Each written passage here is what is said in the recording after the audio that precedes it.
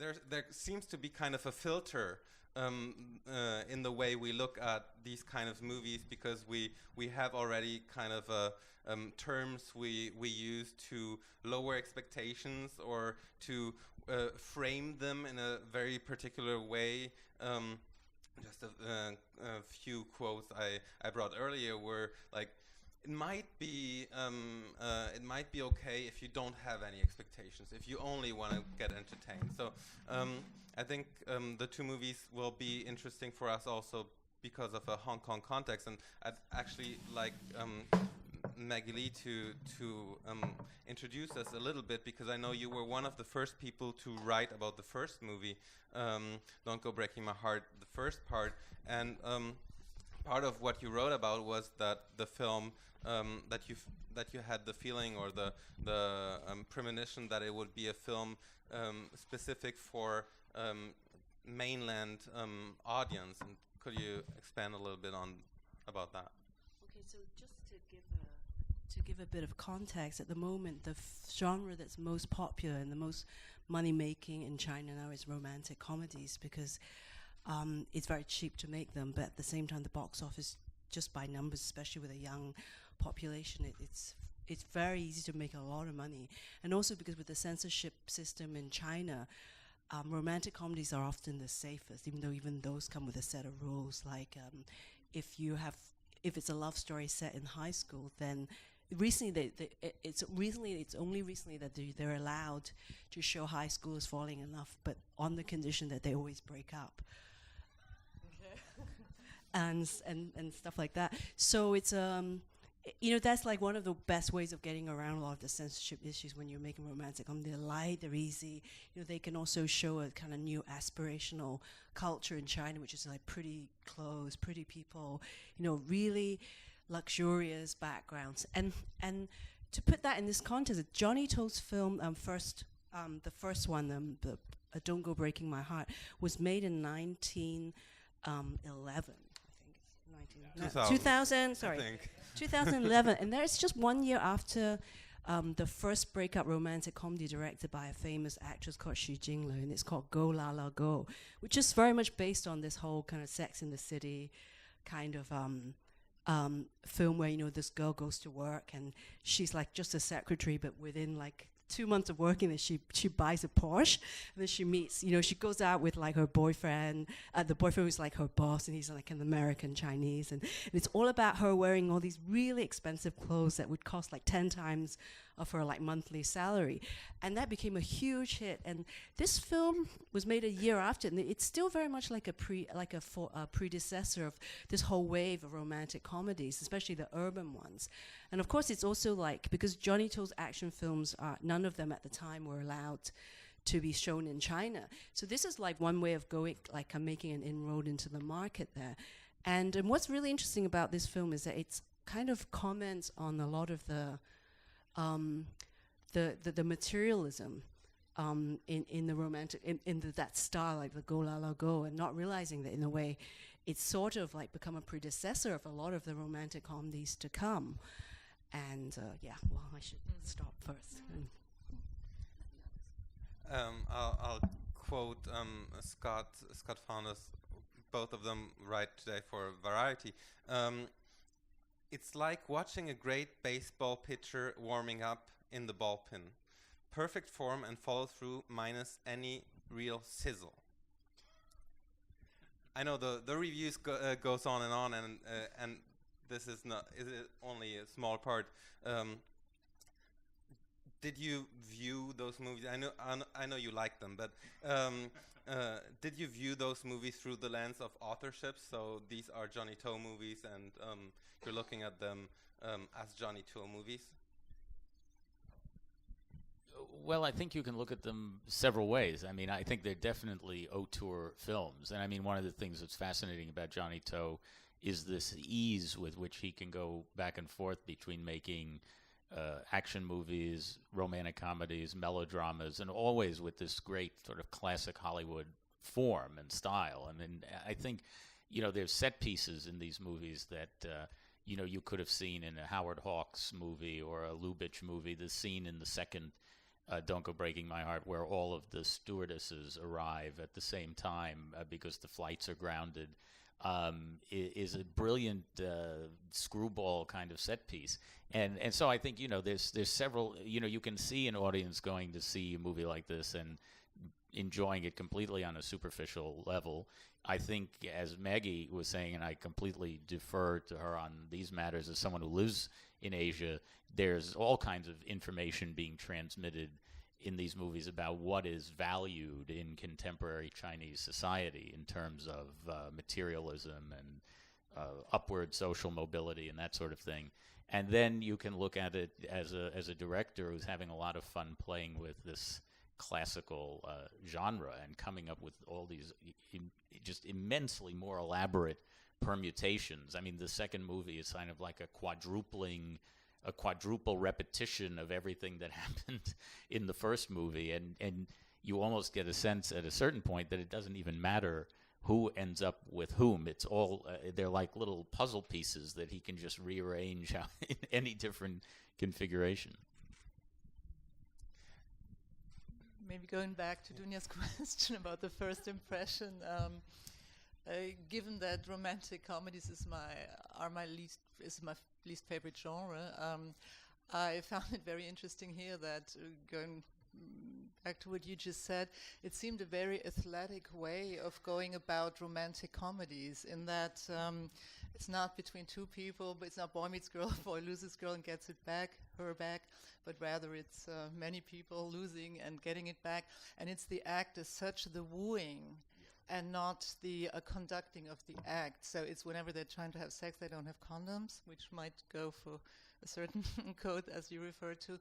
And so it's not about actually having sex, and the man sort of menstruating whenever he's, getting aroused is sort of a gender bender as well here, which is the whole thing, actually, because if you look at it from a gender point of view, you see that in terms of the social positions, they're equal. Man, when you have Yang as the boss, and you have two bosses, and they're all like, and the designer. So that's mixed up. It's not your cliche hierarchical way of looking at it, and also the way. I've never seen so many men go on their knees in one movie as in this one, and so. But it basically seems that.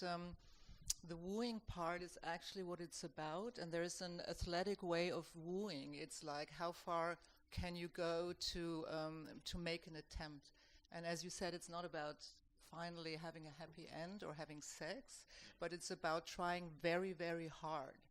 So, maybe Maggie can comment on that, if that's sort of trying to make to not quadruple only the constellation, but the effort in making a romantic comedy, to give even more of an. That's the one aspect, and the second aspect I found interesting, that the technical approach in which people communicate by it's always through glasses. It's as if they're always behind a shop window. They communicate via cell phones, even if they're very close to each other. The buildings seem to be like cell phones as themselves, and the more they communicate through glass, the less they seem to actually want to exchange body liquids. So that I found striking as well in a genre variation, that you never transcend actually the glass wall between the sexes or what have you, the bodies.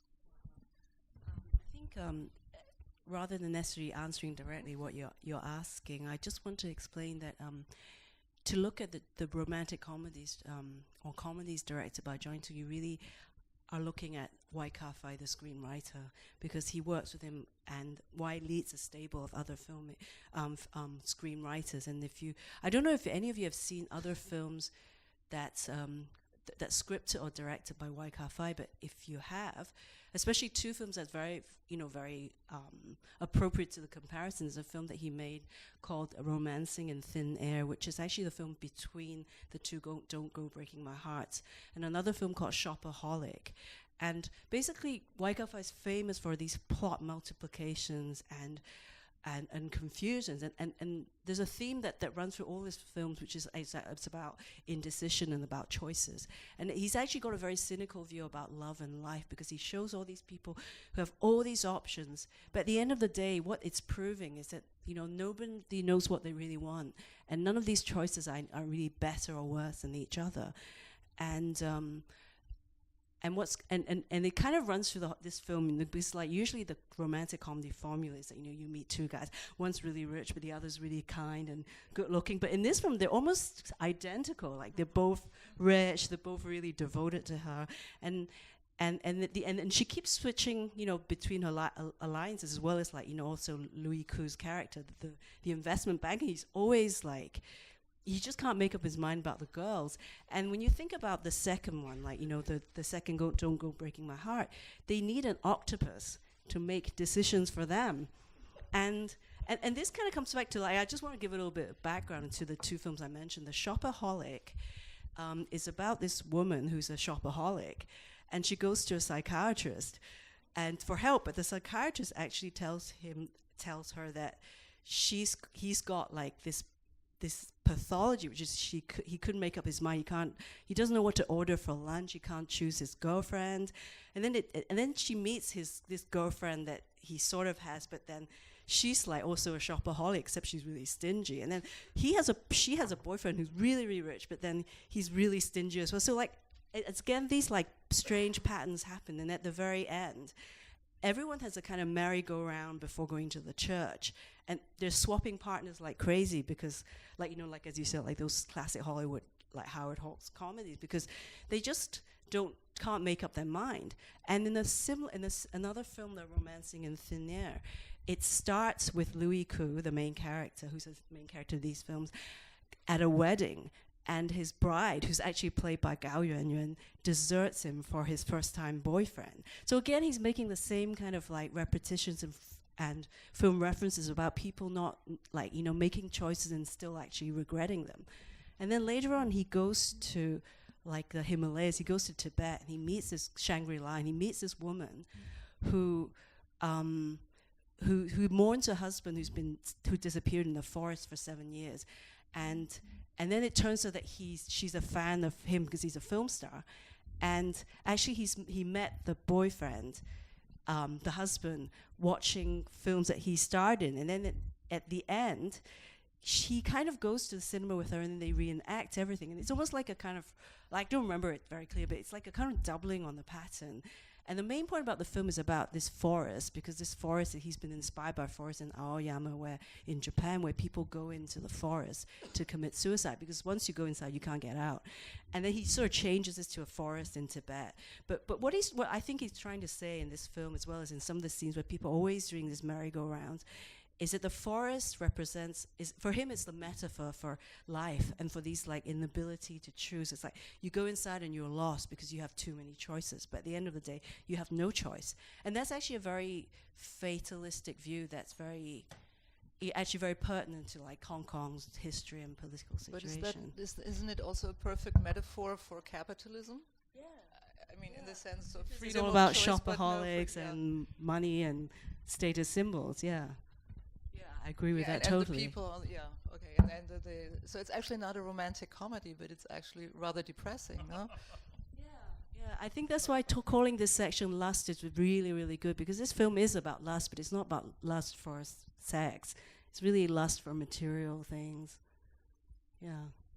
Of course, we could say, though, that in all those classic Hollywood romantic comedies, there was no consummation on screen because it wasn't allowed by the codes of that time. And I would also just say that the communicating through glass and through the little emoticons and that kind of thing, in my mind, is also kind of Johnny To and Wong Kar-wai's tip of the hat to the great Lubitsch picture Shop Around the Corner, where the two people don't realize that they're the ones who are communicating with each other through their letters in the mailbox.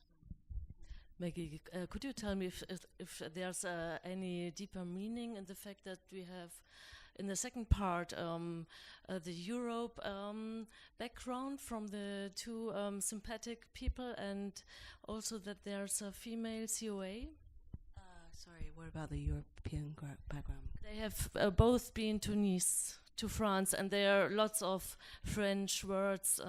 So just like bonjour, bonsoir. Just little words in it.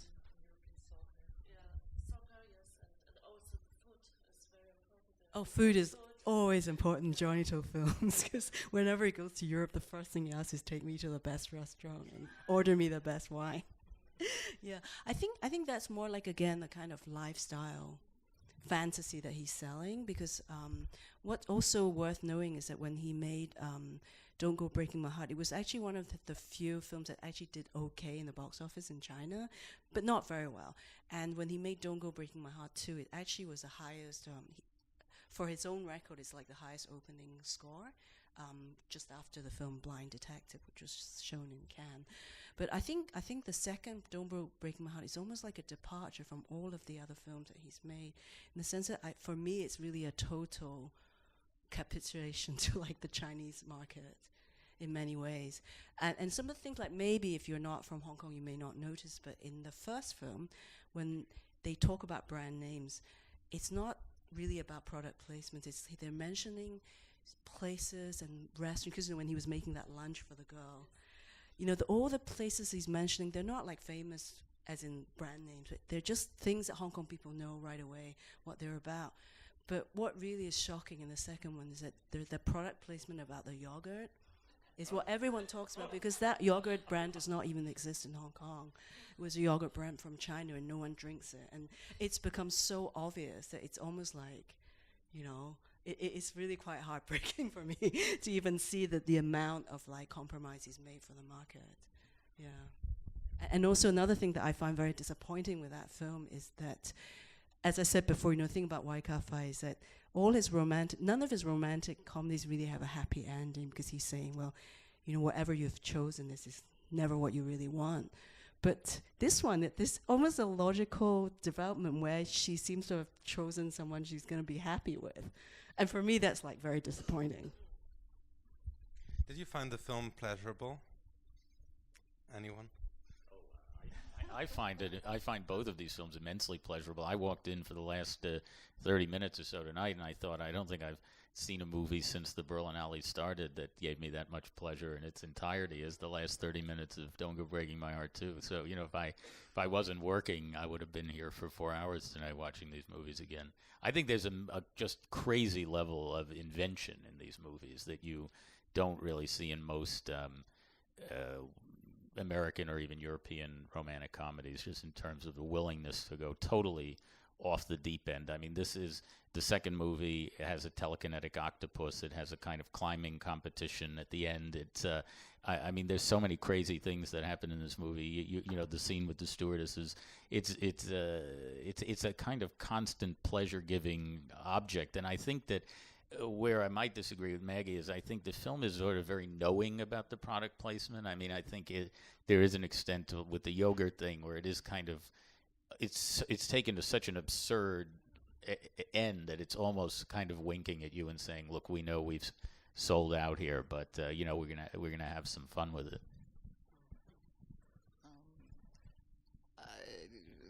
After seeing the Malik today, I would disagree with not having seen a film that gave me more pleasure, but it's well worth seeing. To my no, as I said, I have a problem with the genre, and both films did not alter that, because I find it strange how you see people who are really not passionate about their work. None. The work is just sort of a backdrop for, you know, being in offices and being exposed to screens and a certain kind of architectural frame for the story. That's the job part, and the romantic part is not convincing at any point. So I find it strangely, I mean, it's amusing, and it's like eye candy and candy for that matter, quadrupling candy color, but you feel that you don't want any of these couples to be together ever, and you don't care about their lives and their, you just like the characters don't care who they wind up with, we don't, which is, I think, the basic of the romantic comedy is you want them to be together. And so if there's no romantic inclination, really, no sexual inclination, and no passion for anything really, speaking of the characters, there's a passion for the filmmakers for being exorbitant in their way of storytelling. But character-wise, nobody's really interesting in anything, and that's, I think, where the Screwball is just there to give a certain speed to everything, and to expose the production value. But it's not really grounding the characters. So that, I think, is essential to a film, to any genre. To keep you interested is to want something for the characters to happen or not to happen. Do you think that could be a subversive strategy, or do you believe it to be rather the film not being as good as it could be? As I briefly mentioned before, I mean, you can interpret it, but this is us, interpreting as just a way of the pointlessness of capitalist activities, because it's very regressive. I mean, they're like sort of degenerate on a children's level, because the little things they do, other than in Lubitsch's films, it's so silly. These post-it smileys and these little gimmicks, and when in the end with the No, I don't think. No, I don't think that love has to be childish, because once it's childish, it's asexual. And I think that's sort of, if it's purposeful, then it would be really a very beating around the bush strategy to show that modern life is asexual and consume oriented. And I don't know if that's a point that he's trying to make. I think that's taking it a bit far. I think, in a way, if you look at romantic comedies, whichever country they're from, the materialism is really just like, one layer of clothing, in between what's supposed to be love. And I think what Waikafa and Johnny Toast has done with so many of the romantic comedies to actually foreground that, in the sense that, whether it's those like How to Marry a Millionaire, film, the Elvis film where he's a prince, Prince of Heidelberg or something, like there's that, like, I can't remember which is that romantic comedy of Presley, or something like he's a prince, but he's like in disguise as a worker. Oh, sorry, but anyway, the formula is that you get these guys who are like as I said before, it's always about that idea of like, you get the rich guy, but then you get the guy that who really loves you, or that you click, and he's funny, or he's good looking, but then there's something is missing. But what it's saying here is that but at the end of the day, it's always about because a women's object of desire at the end of the day is often materially related. I think status, whether the guy's the boss or he's rich, he's sweeping you with the whole Cinderella complex thing. And I think in his films he actually makes it completely naked, like the way that while they were having this playful courtship, she was Googling him to see that, to see his financial background, right? Two girls together in a white Ferrari, and it's their own, and and they go around with it, and they have a kind of also connection in between, something like. They have some solidarität. I mean, this is not in I haven't seen that in American movies, actually, that the women are like, come with me, face it, do your choice and stuff like this. I really like that as a woman, and I like the start with the big cars, women in big cars. I like that. I mean, there are both sides to it. I mean, you see a woman that can't park or can't get out of the parking spot. I mean, yeah. There's someone to help her, yeah. It's her car. She never, it's not a present from someone or something. And she has not married somebody. It's her own, That's really different. And she earned it, It was not a heritage or something.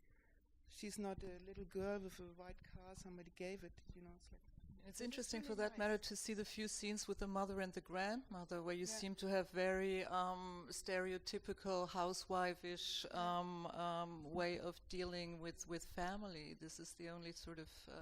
I don't know. I just once were in Vietnam, and I was really wondering about this stereotype of being an Asiatic woman that leads a company or something. You know, it can be a flower shop, but it's her own, and she's a chief. And I don't know if it's like this in Hong Kong. I found that really different from here. I just want to clarify, though, that first of all, it's when they're writing the script, they're thinking of the kind of audience who goes, and a female CEO who actually owns her own stockbroking company is not going to see a Johnny To film. You know, it's really, or even any romantic comedy, especially a local one. And the people who are actually going are the secretaries, or the interns. And this is really it's really like the working girl. It's that kind of fantasy. And in the end, like the Miriam Young, the stockbroker character, first of all, what's interesting is that she compromises from day one, and she knows he's like sleeping around, and she's willing to let it go. And that's kind of quite interesting, because it's kind of very different from the character of Gao Yuanyuan, the mainland girl, who's sort of, the whole point is that she's upset that he's sleeping around. But at the end of the day, she loses out to Gao Yuanyuan, the less successful girl. And that's also a formula that's been working for a long time in the last couple of years in mainland Chinese comedies, is that it's that whole empowerment of the sort of up and coming, like, you know, the office girl, in the sense that their rival is always someone who's not from China, who's like an American Chinese or Hong Kong Chinese or a Taiwanese, who's like more successful, better educated, everything, but at the end, you know, there's something wrong with them, and then the perfect guy always goes for like this very ordinary person, and it's like it's like they're just selling a fantasy.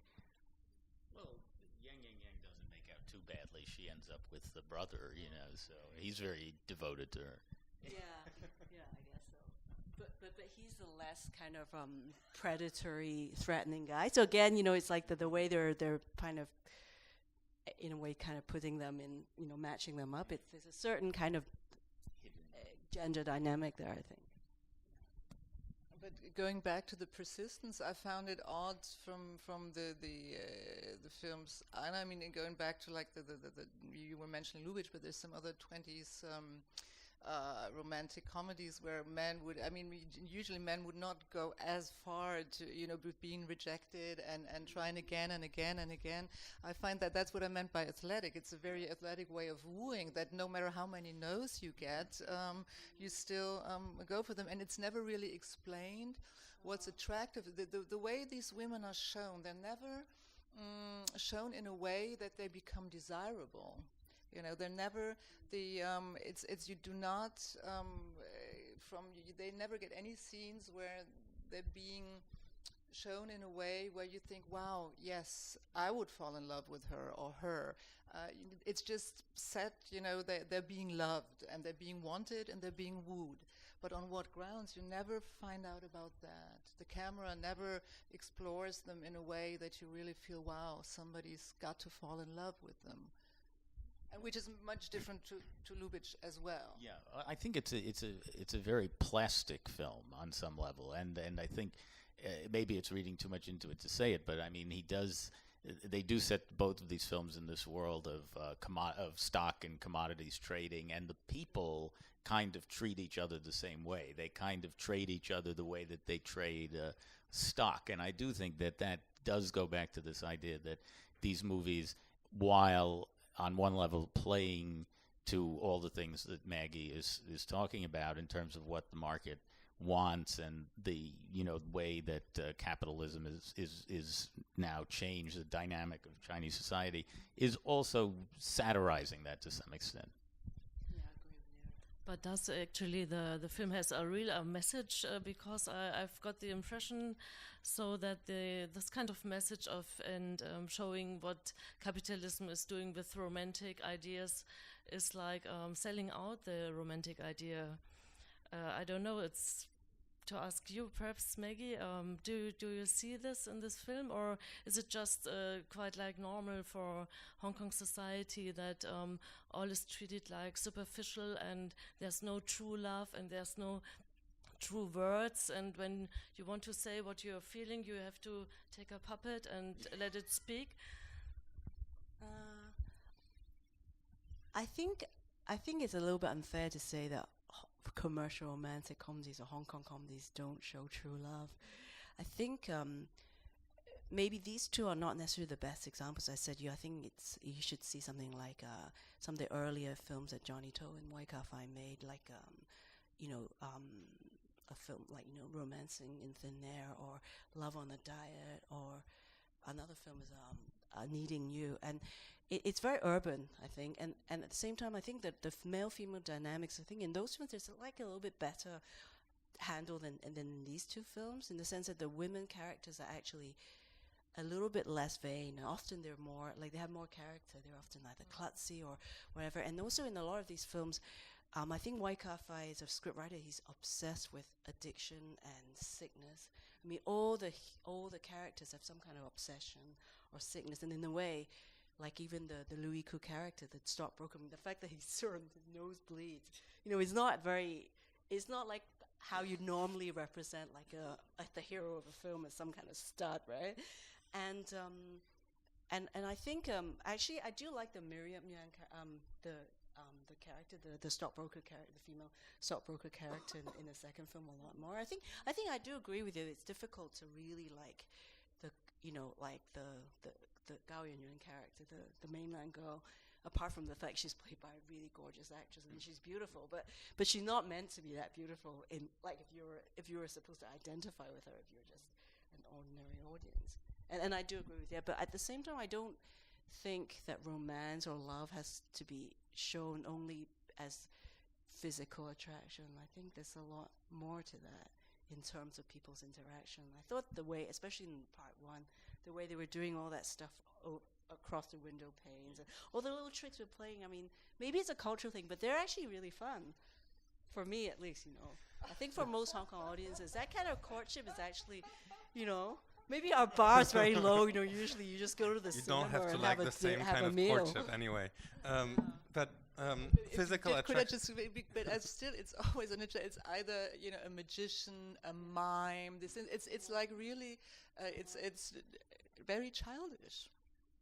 It's very, very childish. What's interesting also about that is the reactions on the other side, and there is kind of questions of physical attraction. There are always big-breasted women who are reacting very, very, very quickly to whatever he does, and maybe that's because of the position of the window, and they identify his position. I don't know. I mean, there are so many women who are running after him or trying to meet him, and there is a question of what is sexual attraction. At least in that direction.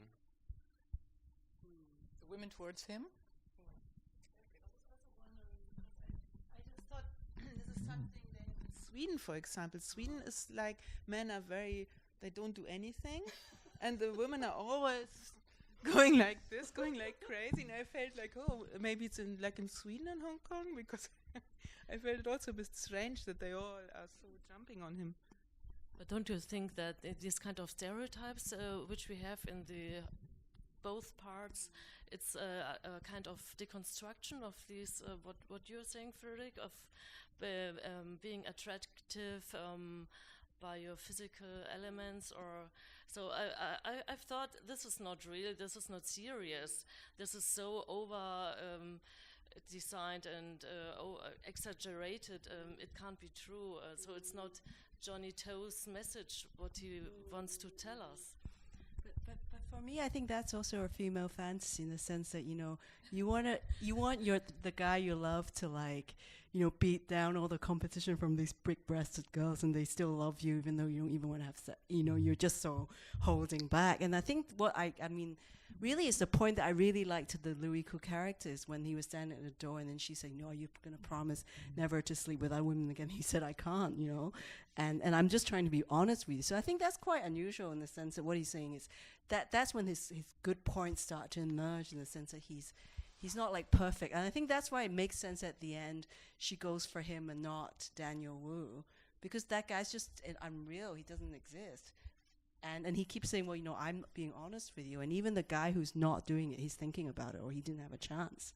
So in that sense, I think there's a great deal of sexual frankness in these movies. At the same time, there's a big silliness about like everything. I'm wondering whether this kind of goofiness and silliness. I mean, for me, it was also exposing the world in which it's set. So you touched on it a little bit about the material values, and even though it's set in a setting where everyone's really rich and they have no worries and they can travel and do whatever they want and build a building in the form of the woman they admire. Still, in a way, you talked about the work they have, and we don't know much about it, but an octopus can help to trade stock. And doesn't it also kind of deconstruct a part of financial capitalism? But or there is that one too much key, thread in maybe, it? but there's one key sentence to confirm that. It's when he said on the boat, if you look at Steve Jobs, you miss God, you know, and which could be very much interpreted that way, because meaning if you only look at your computer, you're not see life anymore. So that could have been read as a key phrase. And also, you know, in the first one, you know, like the frog, I mean, that's like also the whole, it's sort of like, again, it's like a foregrounding the whole typical female fantasies that everyone wishes their frog would turn into a prince, but he gets squashed at the end. You know, and then again, I'm talking about the love. You know, I think in a way it's true that you're saying you didn't feel there was any like real love between the people, but certainly there's a lot of love for the creatures. Yeah, but what kind of creature? A frog and it is, I mean, you know, it's not even a dog, exactly. I mean, it's a. I was devastated too when the frog died. You eat them. No, But I think in a way it's one of the interesting questions that in the typical kind of modern Hollywood romantic comedy, if you think I think of the modern era, maybe the prototypical one is Pretty Woman with Julia Roberts and Richard Gere. You always have this kind of dynamic of somebody falls in love with somebody for some sort of superficial reason. They're rich or they're handsome or they can advance their position, but then that's not enough. They have to have the true love for it to actually work out in the end. And I think these movies are proposing a different scenario, which is to say that maybe all of these superficial things are enough for a lot of people.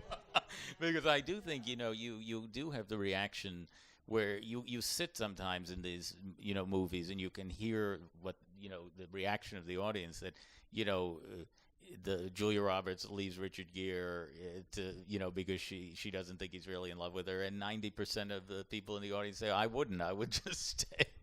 So I think these movies are coming from that angle. Is it very conservative pleasure giving in the end, or is it? Sorry?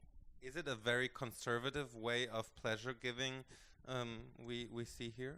No, in a way, I think it's I think we've pointed this out, all of us at a certain point, that it's actually the perfect two films for an age of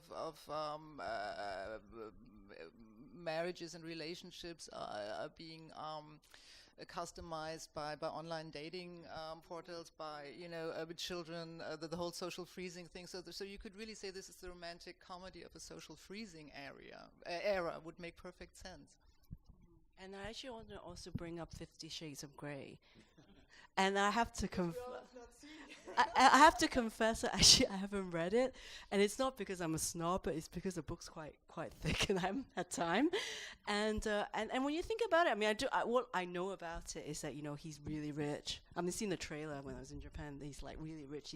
Everything about him is perfect, and he sweeps her off her feet, but there's this strings attached, literally, and apparently he's like some SM, whatever thing, and then he initiates her into bondage sex or something. I don't know, but again, it's like isn't that just the same formula? Well, actually, it's interesting what you were just saying, that, you know, it's love is not enough. I mean, it has to be status plus love. Status is not enough as it is. Love is not enough. It has to be both, and it can work both ways. The woman can have the status. I mean, we've learned that ever since Sex and the City, that status can be swapped, but it has to be both. There has to be a match, and I think it's the idea that, so when they are mentioning God instead of Steve Jobs, I mean, God is really out of the game, and fate is out of the game, and all of that is out of the game. But we manufacture and design our own relationships. So it's only makes sense that a romantic comedy is designed the same way, that you customize your dating rituals. So you customize your romantic comedies even more visually, emotionally, and in all respects. I actually just want to, redefine what I just said about 50 Shades, because I don't think I'm making my point very clear. The point I wanted to make was that if you have the same story, but he's not some rich billionaire and he just like ties you up and whips you, would that make this like an international? Yeah, but it's not an international bestseller, right? Yeah, exactly. So that's like for like the niche market, but this. The Duke of Burgundy. I don't know about that film. I haven't seen it yet. But what I'm saying is, at the end of the day, the money is always around, and the sex there is like, you know, it's only like exciting if there are all these other trappings, in a way. So is it more honest of a romantic comedy than other kinds of pleasure giving romantic fantasies? Well, true romance, there's a film that by that title, and the film wasn't funny, and I think true romance is never funny. So romantic comedies are sort of a contradiction within itself, in a way. why not?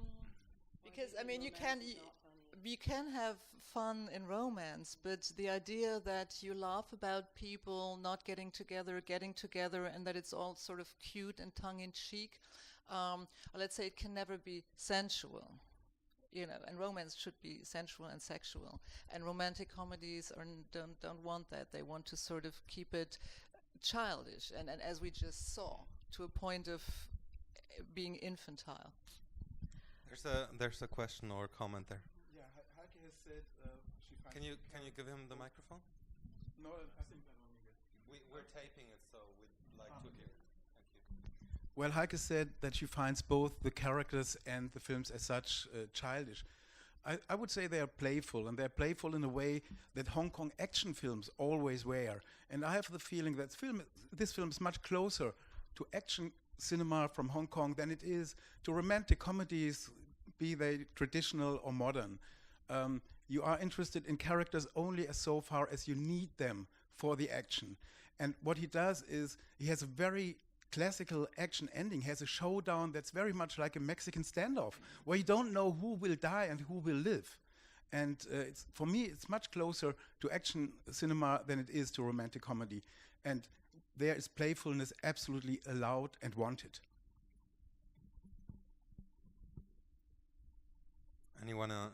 Anybody wanna react to that? I think it's a good interpretation. I mean, I would just say that obviously Howard Hawks was somebody who was a master of both genres as well, the action movie and the romantic comedy. So they're not in any way mutually exclusive. There's one thing I wanted to touch on also, because Heike Melba is here, and she's also an agent for actors, and I was very, very interested in your reading on the way it's played here, because I have always a little bit of a distance, and I'm always close or on the verge of reading as camp, because I have the feeling it's so exhilarating and so over the top. Compared to the romantic comedies I usually get to see, and I don't see that many, but quite a bit. How was that? What's your take on that kind of acting? Yeah, I would call it genre acting, not because it's a genre film, but there's a way in which you because as we pointed out before, the characters are not meant to be characters, so it's not. It's a very physical way, and a very professional, on a very high professional scale, catering to the visual and speed needs. And I find they always sort of on the same scale. You did not, the way they were directed, or the way they took up, maybe it was their own choice, was to serve the speed and the look and the feel, and it was not trying to carve out a unique performance on anybody's behalf. So in a way, it's a very remote way of acting. Yet, but at the same time, being very physical and being very choreographed, but not trying to stand out as a. To cut it short, it's the most non-method performances you can come up with. Do you want to add something to that, Scott? Or? Well, I just want to add how delightful I find in both of these movies the actor Lam Suet, who's in so many Johnny To films, playing Louis Koo's much put upon, swishy sort of right-hand guy. He's just a constant delight in both of these films. I would like to refer more to the narrative structure, because we are talking such a lot of protagonists and figures and actors and statues elements, but there's also the narrative pleasure you have. So there's Roland Barthes had this to the Le Plaisir du Texte, the pleasure of the film in itself, in its narrative structure. So could you comment on this this kind of repetition we've got, and variations and exaggerations within the variations?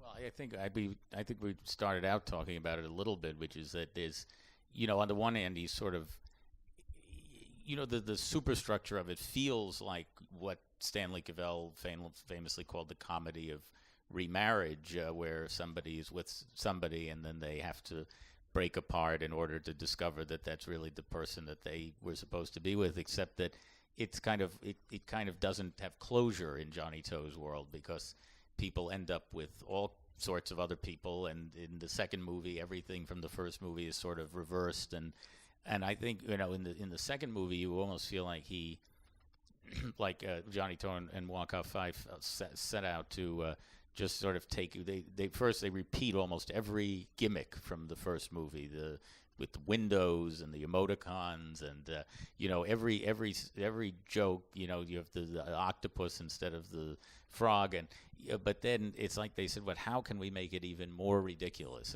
How far can we go without having the film kind of explode?" And I think that's so now in the second movie, instead of having the two men vying for the one woman, you've got three men vying for two women, and it just sort of goes, and you have multiple cases of mistaken identity. This person doesn't know who this person really is, and it's just this kind of mad geometry. We've talked. I mean, just to close, maybe. We've talked about the movie, and even though you said you didn't like the second part that much, but still we've kind of gotten something out of it, and I'm wondering if you could just give us a clue, if you have an idea, any of you or all of you, why those films are not that present in the festival circuit, and why they wouldn't be exported. I mean, we're here in a modest environment, and we're showing the European premiere of the second part, and obviously the film wasn't invited to Berlin, but it wasn't invited to to the Berlin Film Festival. It wasn't invited to others either. It was in Toronto, I know.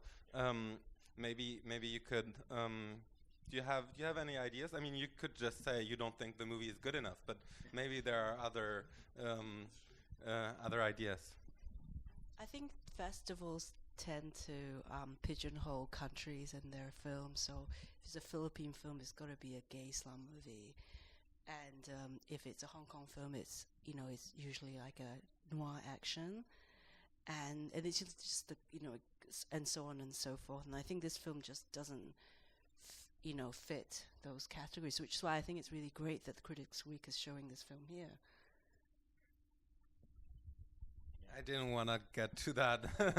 It wasn't my intention to get you to say it's good that we're showing it, but I'm wondering. I mean, it's always a question whether there's a public, whether there's a possibility to perceive those kind of movies. And well, I can say, I mean, Toronto, of course, is a festival that shows about 300 movies, and I didn't see this one at the gala screening in Toronto. I assume that it was probably an audience, a mostly Chinese audience, because Toronto has a huge Chinese population. I can tell you that at the press screening, you know, where there are some press screenings in Toronto that people are really stepping on each other to get into, there were maybe a dozen people, and they were all clearly Johnny To fans who all clearly knew the original movie and were, you know, laughing uproariously at every little in-joke. And that was sort of how this film entered the world in Toronto. But I think on a bigger level, there's definitely a bias against genre films at the major festivals. It's really only, I think, in the last decade or so that you've started to see a festival like Cannes take a chance by putting a movie like Drive in the competition. And even then, you know, it has to be a kind of postmodern, self-referencing genre film. Although you've had Takashi Miike a few times in competition in Cannes, but these are the exceptions. And I think that it's very, very rare to see a movie like this, a romantic comedy, given a prominent slot in any major festival anywhere. Absolutely, and I think it's because it seems that they're like the same everywhere, and that a romantic comedy is so formula oriented that it does not seem worth the while. But due to that, you could say that about author cinema sometimes as well. Yeah, okay, that's an argument, but because given that the structure of romantic comedy is so set, I found it very interesting to actually be able to, and you have pointed out some of it, because the structure is so set, you get to find out a lot about the culture it's making the references to, because you sort of know what the rituals are, and you've seen it also. All of a sudden, you can start looking at detail and find out a lot about the little deviations. Actually, tell you a lot more than maybe some of the pigeonholed works you were referring to. So yes, it's well worth seeing, to sum it up. Well, then let's spread the word and continue watching Hong Kong romantic comedies. And join us on Tuesday for our provocation night. We'll show you two movies, and we hope to get you provoked. Even if the movies don't provoke you, maybe the fact that we called it provocation will provoke you. So join us for Un Jeune Poète from France and Hochzeitsvorbereitung auf dem Lande from Germany. And both directors will be here, and we'll be again discussing with Hans Hurch, the director of the Biennale, and Dana Linssen from Holland, and Rüdiger Suchsland from Germany, and we'll try to get into the mood of provocation until then. Thank you very much. Thank you.